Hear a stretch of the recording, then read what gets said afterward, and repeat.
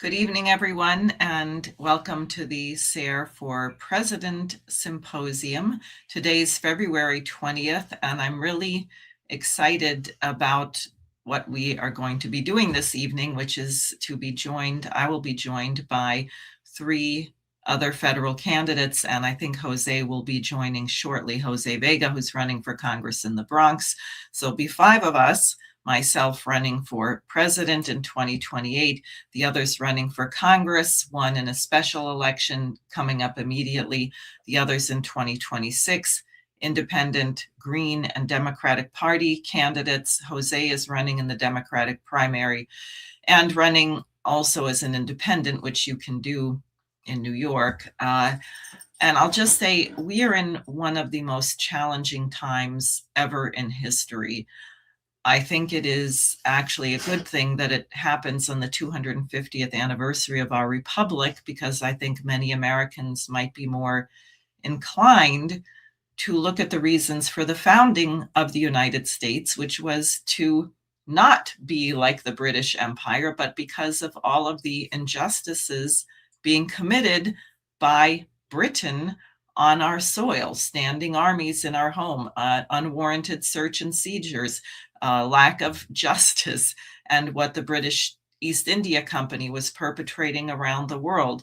So I'm hopeful that we can perhaps remind our compatriots about the intention of the founding of this republic, which was not to replicate and reproduce empire, but to do something different and better. We are this evening on the cusp, perhaps, of a war with Iran, which is a very large nation, which has been adding to its weapons stockpile since the 12-day war last June.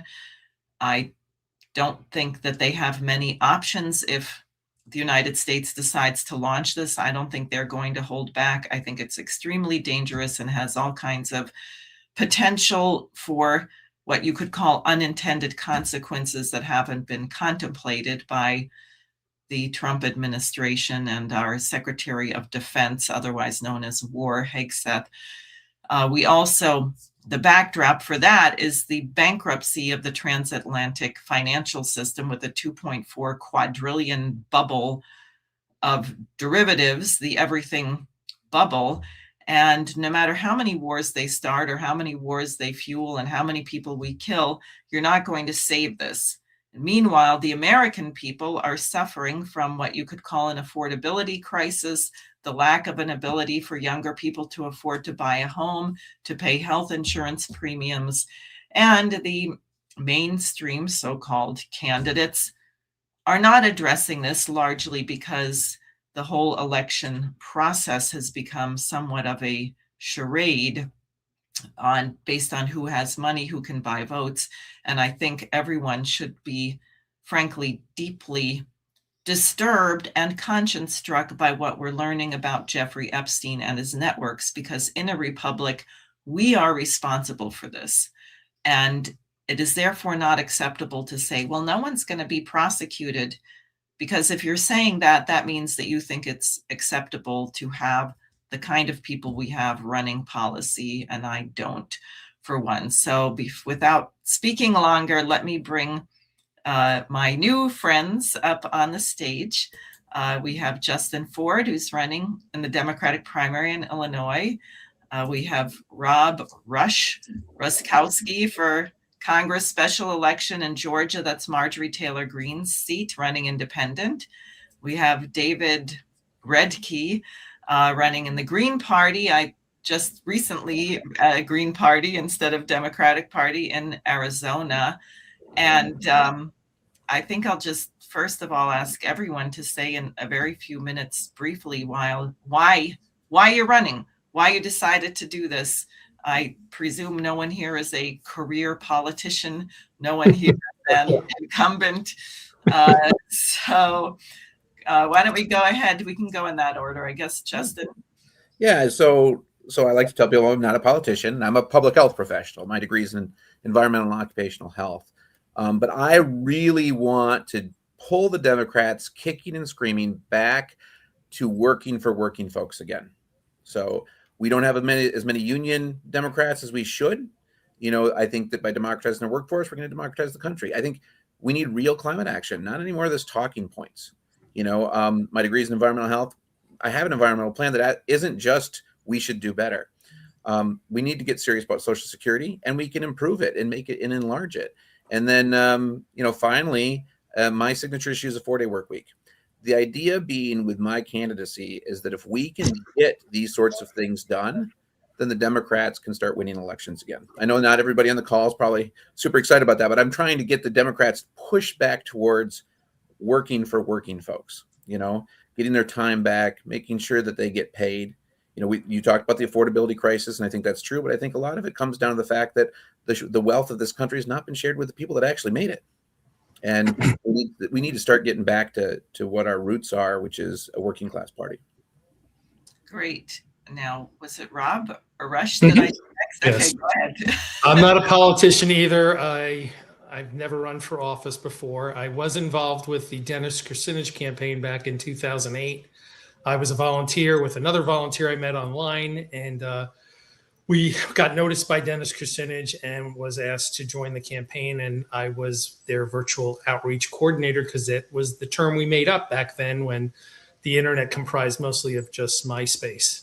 And so I got involved with this because I just woke up the day of the No Kings protest and in the morning with a dream, and it said, Rob, you got to get over your public fear of speaking, and you have to run for office because you have to tell people, wake up as many people as possible, and that you would meet the people that you need to meet, and they would find you as well. So my goal in this campaign, I want to win. I'm running it to win. Of course, I'm a long shot because I'm not funded very well, and we've been scrambling just to get organized since this is a special election. And actually, voting is going on as we speak, with the final date on March 10th.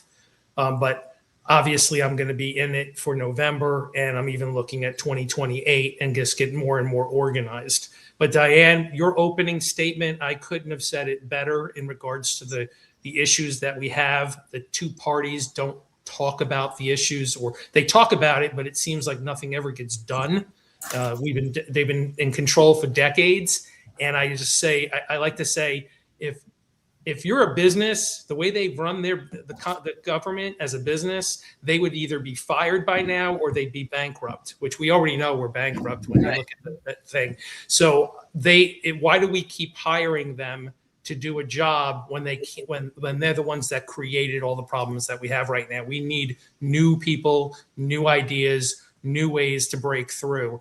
And I'm hoping that with my candidacy that I will not only get attention, but I will motivate more people to get up and run. I feel a sense of duty, like you were saying about reading the Constitution, Declaration of Independence. They're failing us.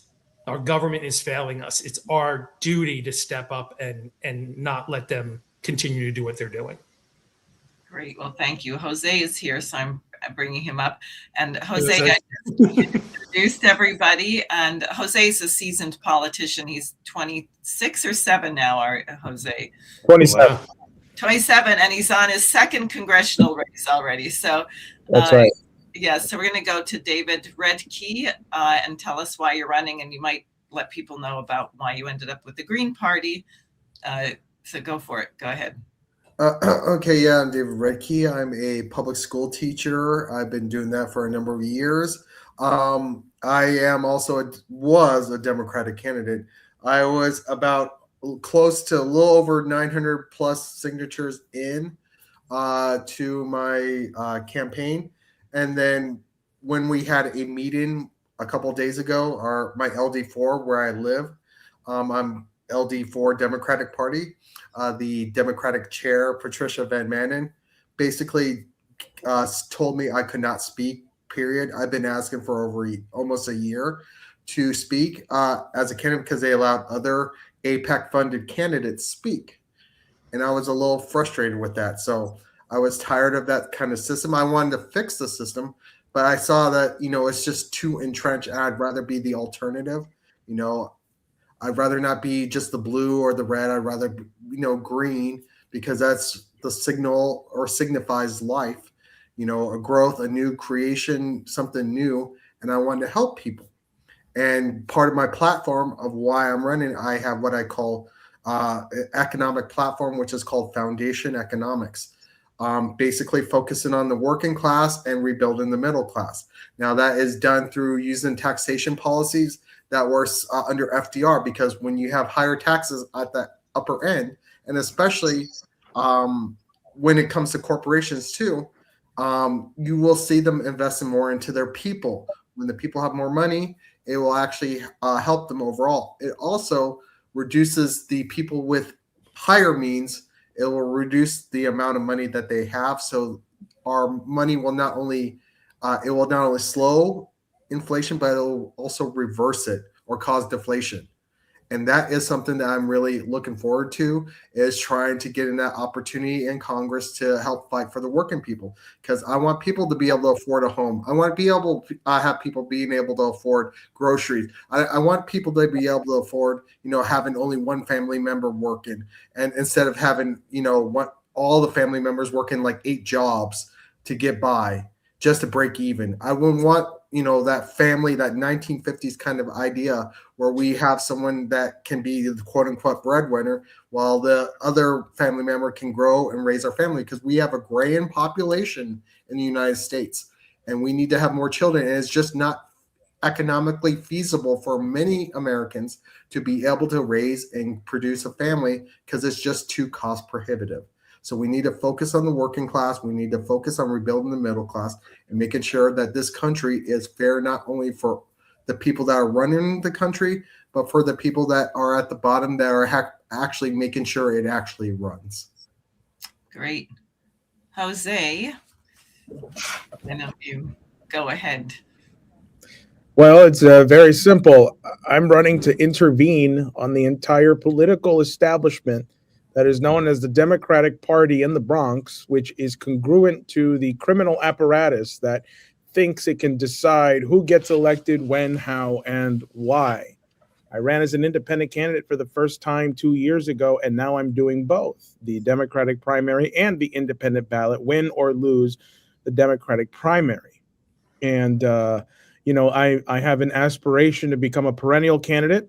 So Diane, I'm almost there. Maybe 3 more races or so, and I'll be there. But no, this is part of a series of interventions that I have started by confronting people in different positions of authority or power, whether that is Mike Pompeo, Kamala Harris, the editors of the New York Times, Washington Post, and LA Times, and Reuters. And so, I hear something in the background. Hopefully that'll be fixed soon. But also, deciding, hey, now's the time to escalate those interventions from just being, a person who stands up in the crowd, which have garnered millions and millions of views, to deciding I'm going to take it to a place where they cannot run and they cannot hide. And that's, of course, directly to their face and in their party where they do not want me. So, you know what? I'm going to do everything I can to get on the ballot, which, our petitioning process begins in 4 days. And, well, it's going to be quite explosive. Great. Yeah, Jose has gotten the honor of being attacked by the Jerusalem Post lately. Congratulations. Yeah, they're really afraid, given what happened with Zoran Mamdani in New York, and I'm sure everyone here probably followed that, where I think the turning point was the debate where they asked all the mayoral candidates, where are you going after you win the election? And everyone said, Israel, Israel. And one that almost fell over laughing said, well, after my 4th trip to Israel, I would make my 5th trip to Ukraine. They thought, oh my goodness. Oh, gosh. And Mamdani said, well, I would stay in New York. I mean, you're elected to, it's a city after all. It's different for federal office. What we're running for, myself in particular as president, you're dealing with the entire world, really. But if you're in the Congress, you're dealing with the world as well. And I think, I think Americans, I know we've heard this whole America first which people are concerned about what's happening in America, as we should be. If we are elected, all of us, we are beholden to represent the people who elected us. But I also think people actually do want to do good. They want to do good things. And I was thinking about Kennedy's inaugural address, President Kennedy, when he said, ask not what your nation can do for you, but what you can do for your nation. And then he said, citizens of the world, ask not what America will do for you, but what we can do together for the freedom of mankind. Mm. And I think, human beings, we want that. If you're halfway conscious, your life is a little teeny sliver. I mean, the planet has been here for 4 billion years or 5 billion years, or I guess some religious groups think we've only been here 2,500 years, but whatever. We've been here for a lot longer than any of us has been alive. And the planet's going to be here a lot longer after we're here. So what's the point, right? What's the meaning of it unless you're doing something enduring? So I'll just open it up. If people have responses to things that they heard from others or particular policy, I have a couple thoughts, but I want to hear what you have to say. Well, I think when it comes to Zoran Mandani, that is a fantastic example, because we need to stop funding Israel's genocide in Palestine.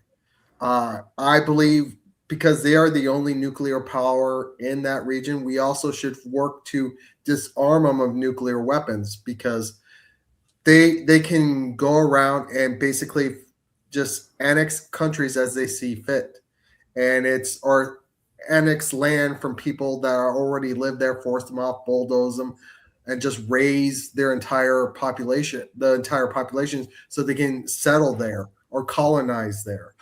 And that is something that we really need to fight against, because, just because those people are different, have a different belief system, doesn't mean that they don't have a right to exist, and a right to exist on land that they own.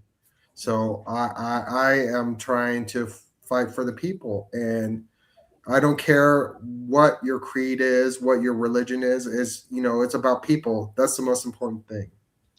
So that's what I believe in. And that's the thing that I condemn. I'm not condemned, but I command. I have a command and respect for Zoran Mandani, for him to speak out on the genocide in Palestine. Well, and he did it really nicely too. And sure says, it's not about being Jewish, and he fought against anti-Semitism at the same time. We have a very big Illinois 9 is a large Jewish contingent. And obviously I'm one of the candidates to call it a genocide, which is one of the splits and probably the farthest left when it comes to, I say left, the farthest on the pro-Palestinian side. But that's because I care about my Jewish neighbors too.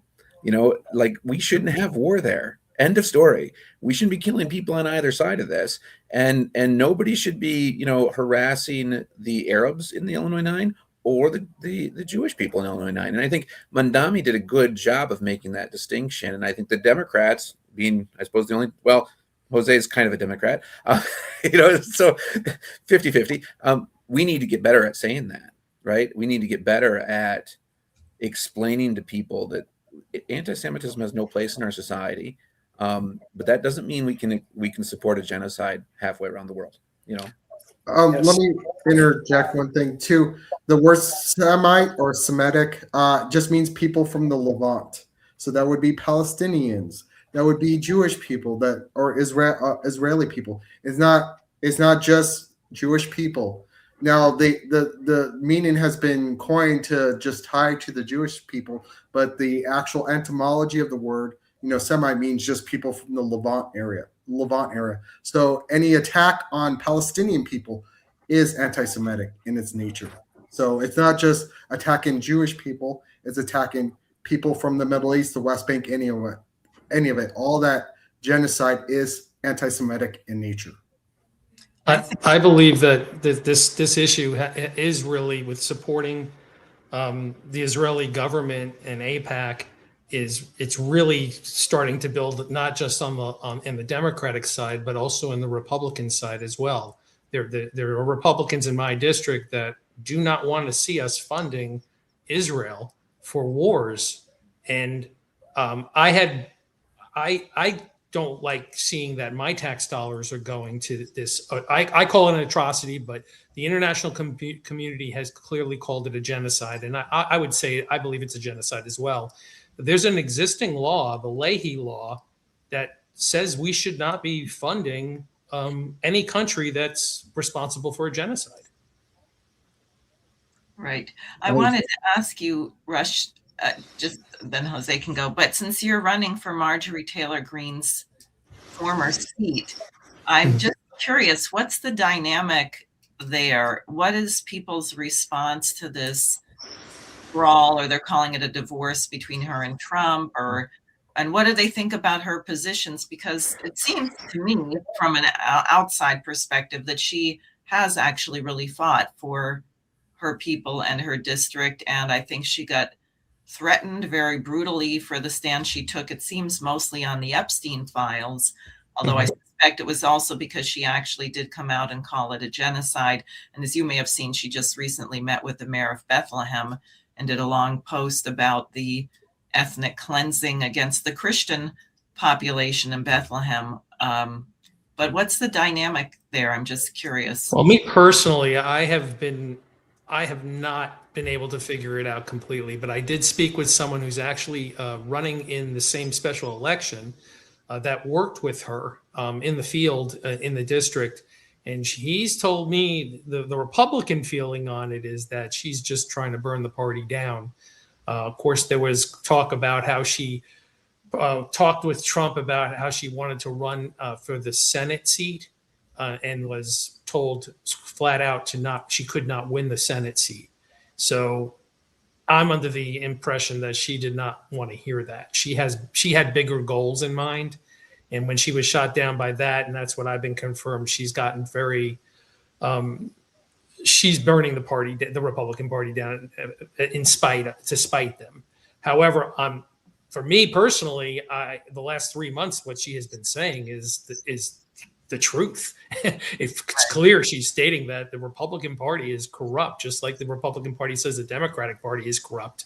I truly believe that both party systems are corrupted by the Epstein class or the billionaire class, and that's where I sit in regards to that. In regards to that situation, I will tell you this: I don't know what to come of this race, though, because Trump was actually in Rome, Georgia yesterday, and I was in Rome, Georgia at the same time, and he had.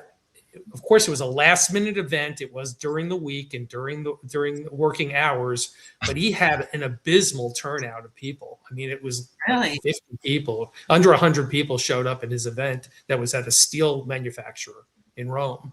Wow! So it was really, really, really low turnout. I don't think it would be. I don't think the excuse of it being during the week and being a rush would explain that the turnout was so low. I think that there's a number of people that are realizing that they might have been lied to. That is a big deal. That's shocking. Jose, I'm sorry, because you were going to say something. Well, no, I think it's interesting because with the line that you just said, that the Republican Party has been saying that Marjorie Taylor Greene wants to burn down the Republican Party because she got snubbed for running for Senate. Whether or not that's true, I don't think it matters. Because another person who's been saying that, who's completely vindictive and totally like upset that Marjorie Taylor Greene had more principles than her, is Alexandria Ocasio-Cortez. Marjorie Taylor Greene famously called out AOC for her hypocritical anti-war stance. You know, the fact that she voted to fund weapons to Ukraine, you know, the fact that she endorsed Kamala. And Israel. Yeah, that's right. She voted to fund the Iron Dome and cried about it, you know. Right. And well, she voted no and then changed her vote to president. Now she's all for, you know, defensive weapons for Israel, as if, you know, that's a thing. But you know, think about it, though, right? Marjorie Taylor Greene gets snubbed, and her response is, you know what? I'm going to bring down the party by telling the truth, as opposed to AOC, who gets snubbed by her own party. And instead she says, you know what, I'm just going to bend over even harder. You know, Right. I'm going to continue to submit to the will of the party bosses, and hopefully I'll be able to be there and I'll be the ruler someday. You see, there is a difference there. There is a sort of courageous stance there, you know, because you're also risking burning your reputation too. You know, she doesn't actually know how people are going to respond, but she's doing it because it's telling the truth. So quite frankly, I think Axios reached out to me for a comment back in October. If I would support, if elected, would I support Hakeem Jeffries for majority House Speaker if the Dems took back the House? And not only did I say, of course not, because he's funding a genocide and the war in Ukraine, I said I would vote for Marjorie Taylor Greene as Speaker of the House before I ever thought about endorsing Hakeem Jeffries for that. And I think that's another reason why they're really coming at me hard. So yeah. Well, Marjorie Taylor Greene, I have to say, she's very intelligent, and I think she has a good sense of where things are going. And I wouldn't put it by her that she jumped ship the way that she jumped ship too, because she sees the Trump administration is a sinking ship. Mm-hmm. People haven't woken up yet, but they are. They're going to be, because it's taking on too much water, and we're not going to be able to bail it fast enough. These people in my district are going to really suffer. Yeah. I was actually part of that same article, the Axios article as well. And at the time, this was before Hakeem Jeffries just basically gave Israel more funding to commit genocide. I was like, yeah, sure, I'll talk to, because my focus was on the working party. We're not working party, the working class. You know, foundation economics, making sure people have money to be able to afford things, getting those policies across the board. But then as I learned more and more about Hakeem Jeffries and the way he conducts himself, I changed my position, because, you know, human life is more important than, you know, getting funding from AIPAC or J Street or any of these pro-Israel super PACs. So, yeah. You're allowed to do that, by the way. You're allowed to change your opinions if you think so. Yeah. We would hope that. I wanted to go back to something Justin said, and then also David, you keep bringing this up, which is this question of Wall Street.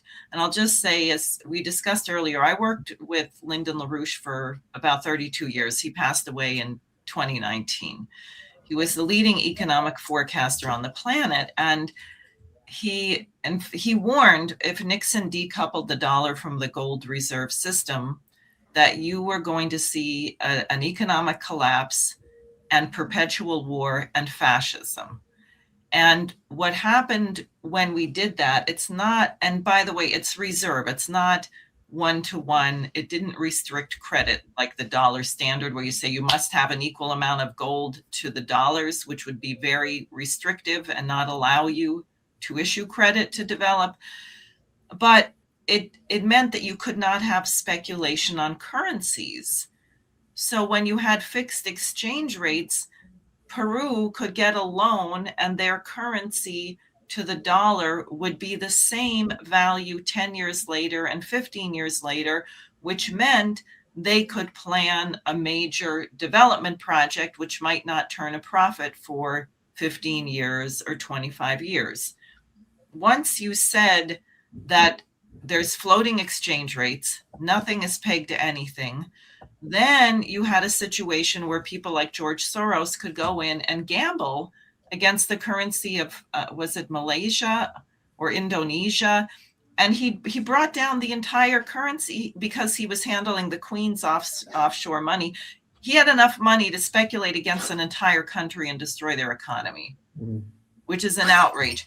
So now we have really hyperinflation, and the money is worthless, and there's no relationship to anything in the physical real world. And what LaRouche said is, you got to bankrupt Wall Street. We should stop worshiping this. The US debt is 38 trillion. They're saying by 2030, is it by 2030? I'm not sure, 2030 or 2035 or something. It's going to be $64 trillion. 64 trillion. There's no way you can possibly pay this.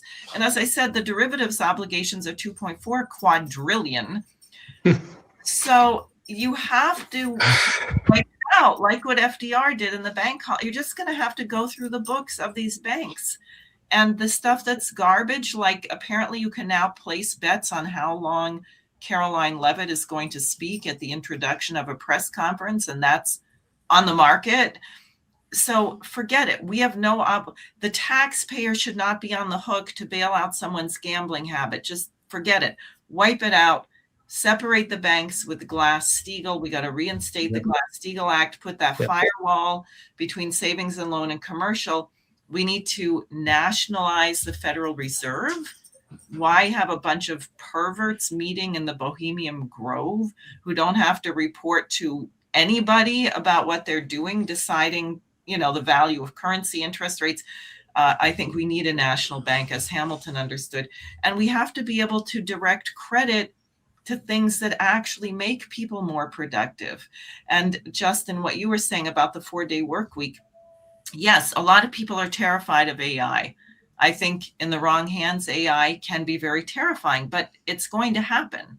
So it'll be a good thing the more that robots and replace physical human labor, more teachers, more engineers. And it means you can do the work you were doing in 40 hours.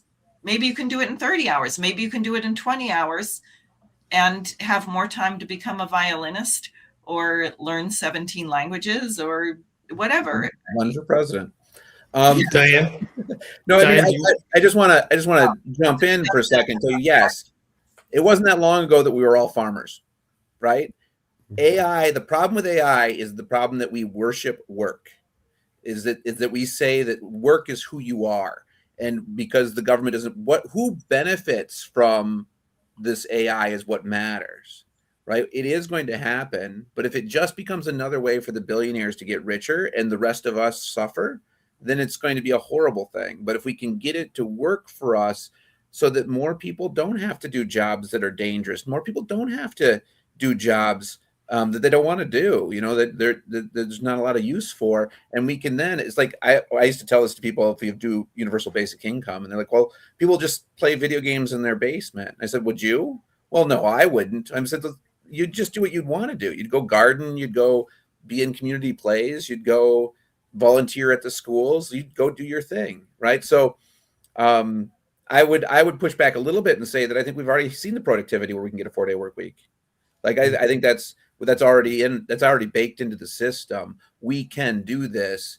It makes more money for the businesses. It makes more money for the country, and it gives people a day off. My degree is in environmental and occupational health. I'm a certified industrial hygienist. I can tell you that people need time off to recharge, and then they'll be more productive. Rob, go ahead. I tell people when they ask me this question in regards to AI, I tell people AI, in my opinion right now, is the most important issue of all. I don't hear the urgency in you guys' voices, in your voices, but I'm listening to experts in the field, and this is coming for everyone's jobs. Mm-hmm. And with robotics tied to it, it's not going to just be the white collar jobs. It's going to be the blue collar jobs eventually. We're talking time frame of 2 to 5 years.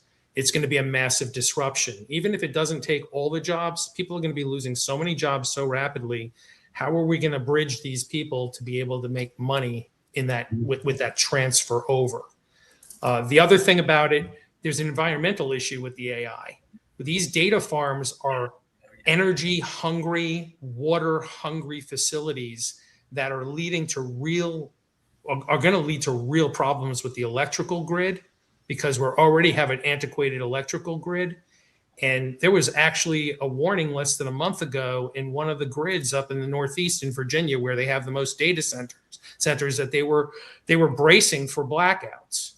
It didn't happen, but they had all the data centers and all the large industrial complexes up there switch over to their backup power supplies because the energy demand was at record highs and they couldn't support the load.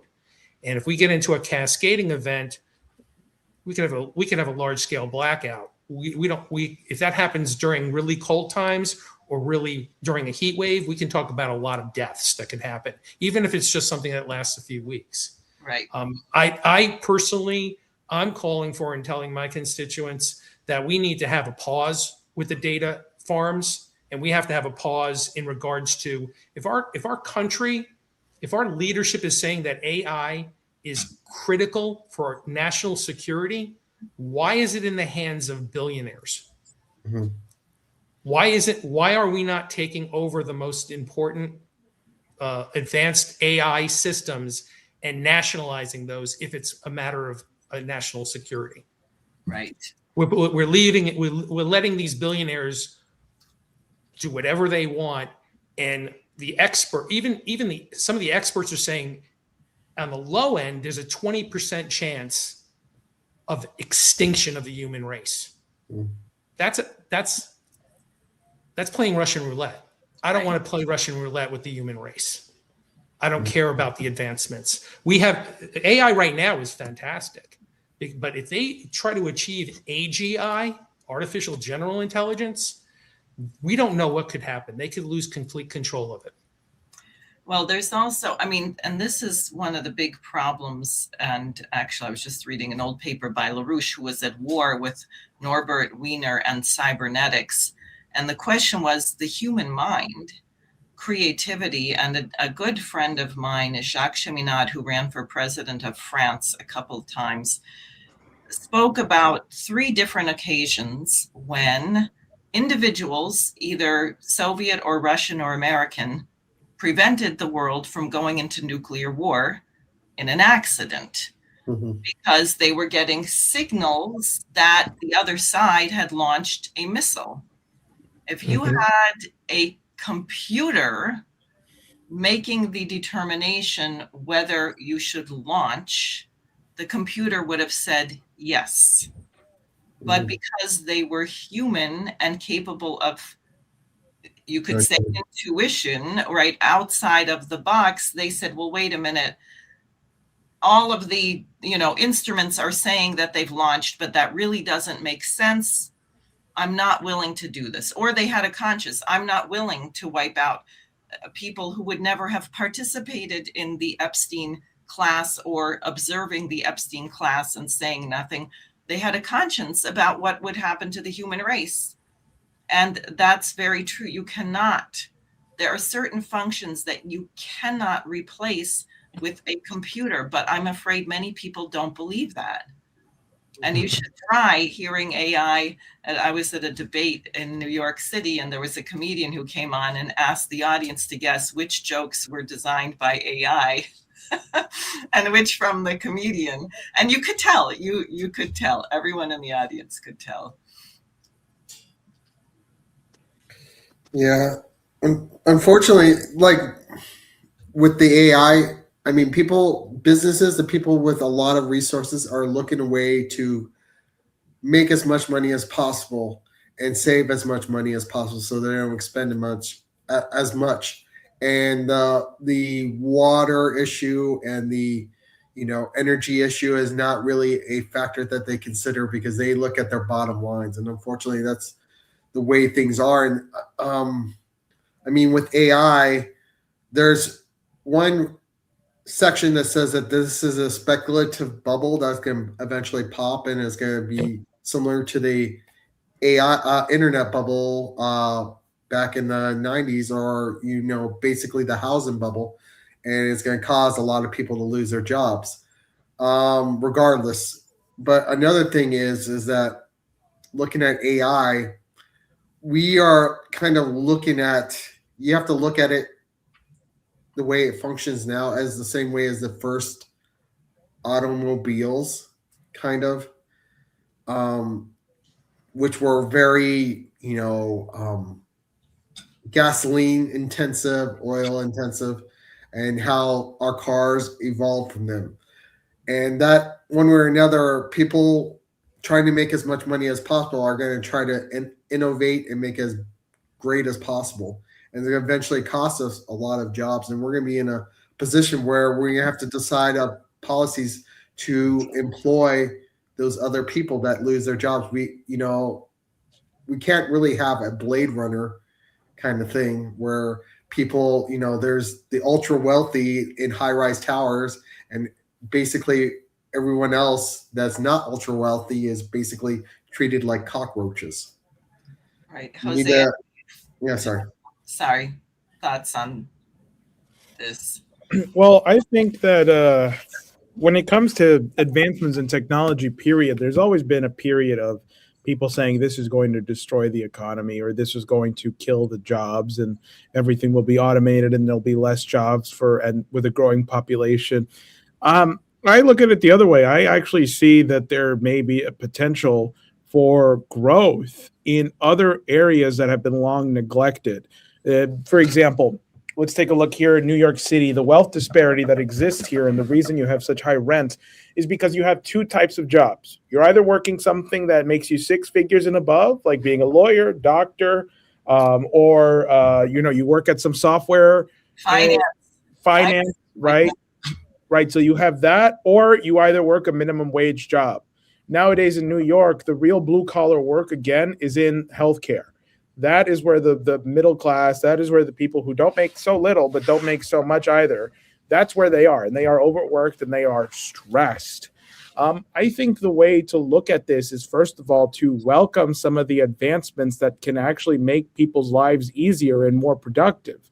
And you have to dissuade or you'll abolish it using it for death and destruction.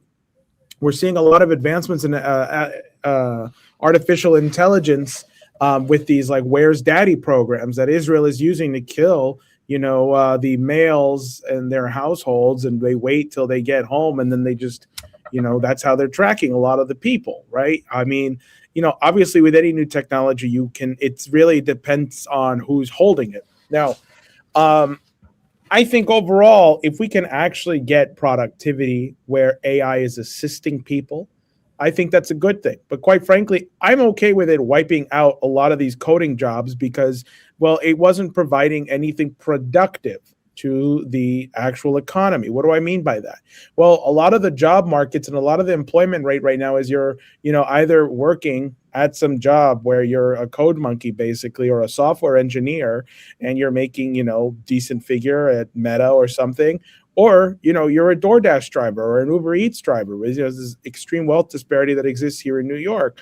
I'm saying, okay, well, if AI can just do the stuff that these six-figure people are doing, well, then what else could they be doing? I think we can now focus our energy and our pursuit into building high-speed rail for the country and actually exploring space, doing things that are productive, or advancing the field of art, classical art, really delving into that. That is something that has been long neglected and destroyed. Quite frankly, we can have a renaissance in cultural pursuits again if people's lives are more productive. That is something AI will never be able to actually achieve in a real, original, profound piece of artwork. The best it can do is emulate and copy, but it can never produce originality. So I hope that made sense. It did. I think the energy in water is a big concern. I will say, I know in New York, they were touting this great chip plant that was supposed to be built near Syracuse. That's after shutting down the Indian Point nuclear power plant early, which was generating 25% of the electricity for New York City. Now Hochul is talking about reopening it, but for data set, not for the things that people actually need. And in Syracuse, what I was hearing from people there when I was at the state fair is they said, well, for this plant, you need a dedicated water line. There's plenty of water here, but they're not building the water line. You need a hospital. They're saying we're going to have 25,000 new workers at this plant. We don't have hospital beds for the number of people here now. Where's the plan for the hospital? And that's this. I think this comes out of an economy that has not been productive for a very long time. So people don't have a clue, right? We had the 60s, the post-industrial economy. What does that mean? Nobody produces. You sit there like a couch potato. Now you order from Amazon. You don't have to worry about how does it get there, who makes it. It shows up on your doorstep. So you don't consider the fact that many bridges, I was told by some 18-wheeler drivers on a conference call, that they often drive 300 miles out of their way because the bridges are going to collapse from the weight of their truck. We know there are bridges across the Mississippi that if they collapse, the country's going to shut down. And somehow nobody seems really concerned about that. So I think somehow we got to absolutely, this question of production, there is a science to things. It's not arbitrary. It's not magic. And yes, because we can make enormous strides using AI, but we need an overall perspective of actual growth of population, of energy consumption, and then thought on how you get there. I think that the United States should have 1 billion people as soon as we can. But well, as long as we get a lot of it from the people that won't have places to live on the planet as we continue to destroy it, then I can get behind that. I think going back to what I was saying, it just depends on who benefits, right? Are we letting the population benefit, or are we allowing a group of elites benefit? I agree. This is with every tool, Yep. We should abolish Peter Thiel to the moon. Yeah. Yep. Yes.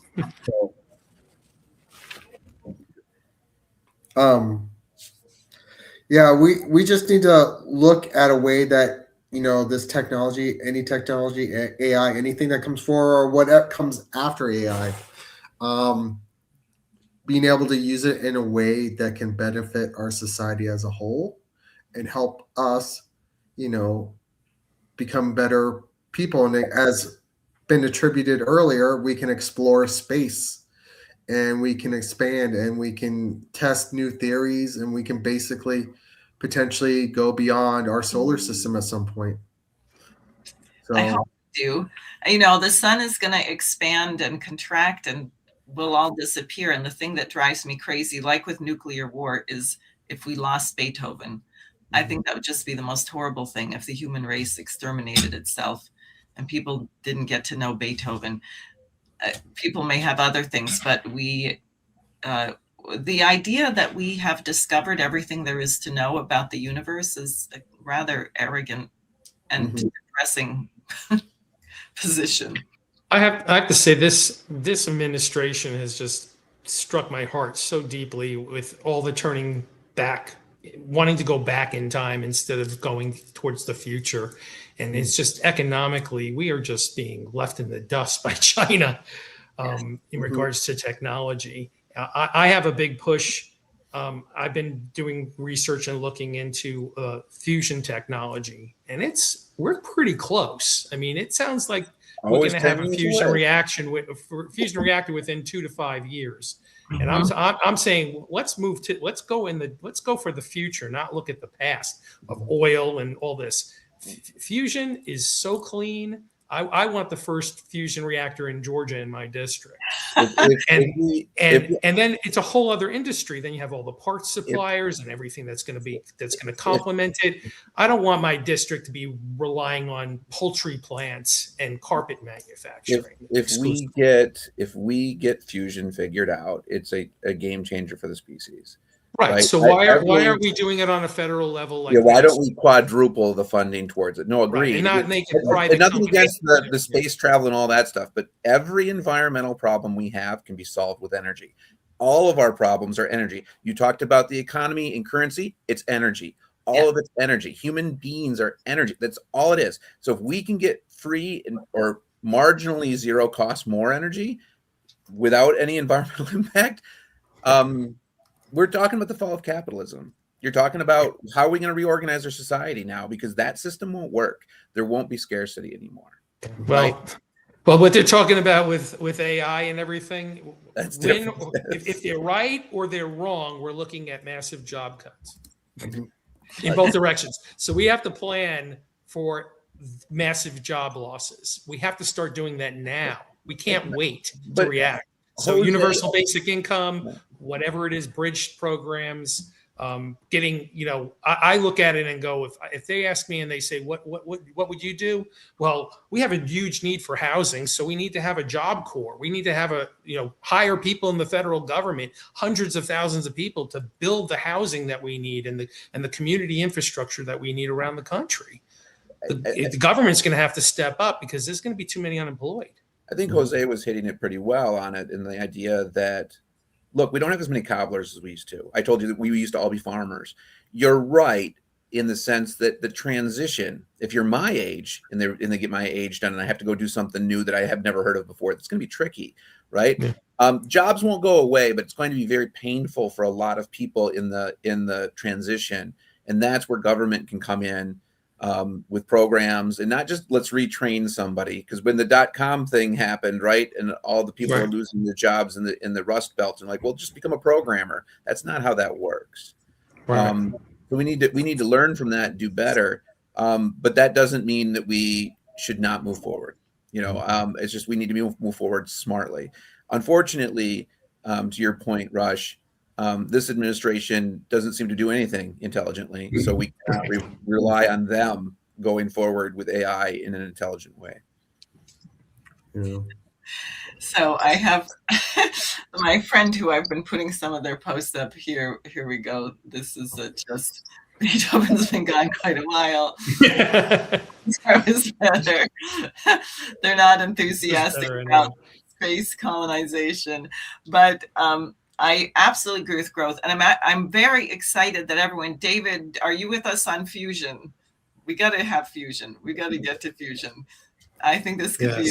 Gotta be public owned, though. Yes, we need absolutely, like FDR. You regulate. Life necessities have to be regulated. More than that, more than FDR. We need to share it with the world if we get it right. Like, that's right. Everybody. This is for humanity. Absolutely. And then we need to start thinking about what we're going to do next. Because there'll be a lot to figure out. There'll be lots of work to do if we figure out fusion. Because terraform Earth back into Earth. Yeah, auto factories. There's all sorts of fun things that we can start to get done. I like that idea better than Mars. Yeah. Oh, we'll have to work on Earth to get to be able to do Mars. You can thank Neil deGrasse Tyson for that one, because I saw that one. I was like, that's a good thing. Terraform. If we have the power to terraform on another planet, we have the power to terraform Earth back into Earth. So yeah, that really stuck. I like that. That was great. China question, they're doing so much to reclaim the deserts, right? I mean, that's better than other kinds of things. But I'm very excited about that. And Glass-Steagall, everyone here is for reinstating Glass-Steagall, I hope. Yeah. Well, I think I like too big to fail is too big to exist. I like the new Glass-Steagall bill, because I think they did approach it. They added some pieces for the way it's working now. What? Is there one now? Is there one now? No, the 2017 that bill. Yes. So going back to the 1930s bill, I think we take the 2017 one and we move it forward. That's fine. It was still very short. I think it was only about 16 pages or something. Not like Dodd-Frank. Do you guys remember they said, well, we'll write the bill, but vote for it first. It was, 20,000 pages or something. So I think we're sort of running short on time. I have to say this has been most enjoyable. And I think we have to take the approach, I know Jose does and I do, that part of the purpose of our campaign is not promising what we're going to do after we get elected. Not me. Don't speak for me. I'm going to get it all done. I'm just going to. There you go. Do it now. The point is, we need to do it now. We can't wait. People are suffering. If this Congress doesn't stop a war with Iran, I just think it's unspeakable that we could not stop a war with Iran. That is beyond it. The idea that people would say, well, Epstein, I don't know, there were a zillion really famous people in those files. Every single one of them should be investigated. And the idea of saying this is acceptable, it is not. So the point, I will speak for myself. The reason I am running now is we have to save the people, the nation, and the world. And we need to and I would be thrilled if Donald Trump were smart enough to pick up on my policies. It doesn't look like that's the case, but if it happened, great. And we got to build a movement to do this. And that's why I'm really excited about the fusion.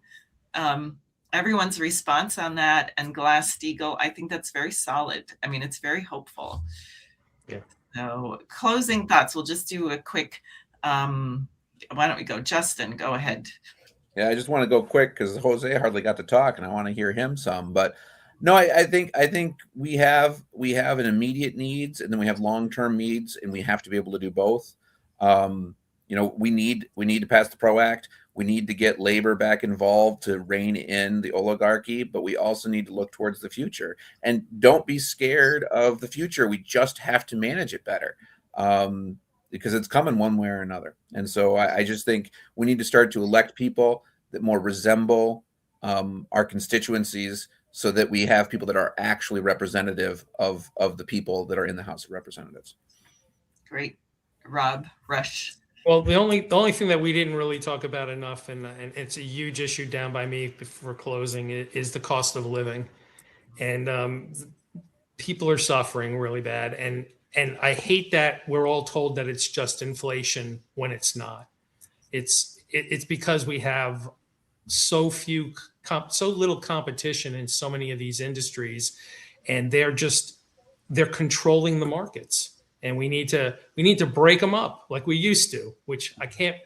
Can anyone recollect the last time the Federal Trade Commission broke up a company? Ma Bell. And now they're bigger than countries. So we're doing something wrong. I'm a small business owner, medium business owners. We're all struggling. These big fat cats, they write the laws. They're in control. It has to stop, because we're all losing because of it. Yeah, I agree. David. Yeah. I decided to run because I want to help as many people as I could. I am watching like Superman, the newest one, and basically his idea of, being treated or being, living up to being a good man. I want to be in a position where I can help as many people as I could. And that's what I considered the measure of success. A measure of success of any society I believe in, I hold this to be truthful, is not how people live at the top, because that's easy. If you have a lot of money and stuff like that, it's easy for you. The quality of life, the measure of a country, measure of success comes from those at the bottom. That's where the true success is measured. And whether or not a country is fair or just depends on the quality of life of those at the bottom that make sure that our country runs. And they're the people that need the most help. Yep. Okay, Jose. Well, I appreciate the fact that Justin wanted to hear from me more, but believe me, it's a privilege to be able to talk to other candidates who don't completely agree on everything, which I think is good. It's great. I think that would be a problem if we all agreed. I think there's a term for that. It's called fascism.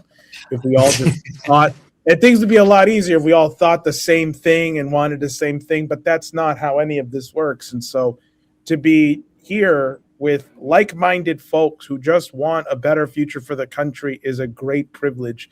And to be able to listen to all of you is honestly a blessing and a joy. And so I want to thank you for just even letting me be on here to be able to listen to what people have to say. And I hope that we can emulate this in the Congress and the White House at some point. Maybe Diane will be vetoing bills that we pass or be signing off what we pass. So we will see. Well, with this group, probably I wouldn't be vetoing the most important things that you would do. But I'm really glad we did this. I look forward to having more discussions. Jose and I are going to be looking for other candidates if you have people you want to pass our way. And then I'd like to have everyone here back on again. Yes, and absolutely. The people who are listening, who are watching, follow everyone. Justin, Rob, David, Jose, myself, get on our social media, get the word out.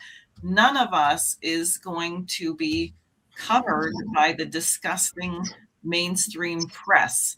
We also didn't talk a lot about the whole question of ballot access, but you heard a little from David about why he left the Democratic Party. Justin not being, able to go to debates unless you have $2 million to put into the campaign.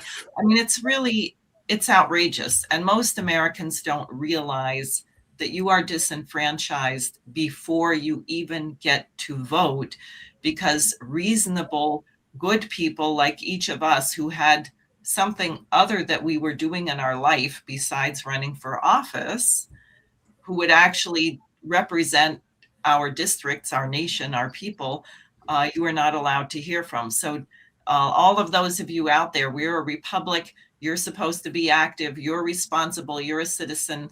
Help us get the word out. And thank everyone for listening and joining this evening. Thank you. Thank you. Jose, I wanted to tell you,